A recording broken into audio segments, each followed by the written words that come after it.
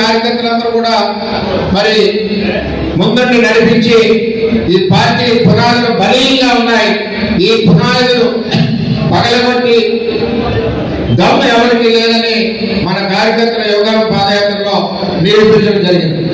మరి అదేవిధంగా ఈ పార్టీకి రాబోయే రోజుల్లో 2047 ఏదైతే రాష్ట్ర అభివృద్ధి ప్రణాళిక పార్టీ కూడా 2047 ప్రణాళిక చంద్రబాబు నాయుడు గారు నిర్ణయించి రాబోయే రోజుల్లో పార్టీ రథసారథి నారా లోకేష్ గారిని ఈ పార్టీని ఏదైతే మన గెలుపుకు కారణమైన పాదయాత్ర చేసి ఉన్నారో ఆయనకి రథసారథిగా ఈ తెలుగుదేశం పార్టీని ముందుకు నడిపించాలని చెప్పి కోరుతా ఉన్నాం.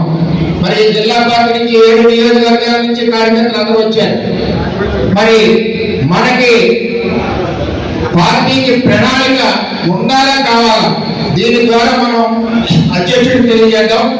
పార్టీకి భవిష్యత్ ప్రణాళిక ఉండాలి, భవిష్యత్ తరం నాయకుడు మరి నారా లోకేష్ గారు ఉండాలి అన్న వాళ్ళందరూ కూడా చేతులెత్తవలసిందిగా కోరుతా ఉన్నాం.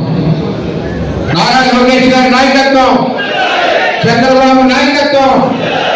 అందువలన ఏదైతే లోకేష్ గారి ప్రోగ్రామ్ డిజైన్ చేశారో కార్యకర్త అధినేత అన్నది ఇది మనందరికీ కూడా ఉపయోగపడేది. మన కార్యకర్తలందరికీ కూడా ఈ సమస్యలు మనం తీసుకోవడమే కాకుండా ఈ సమస్యల మీద జిల్లా అధికారులు కానీ సంబంధిత అధికారులు కానీ స్పందించవలసిన బాధ్యత ఉంది.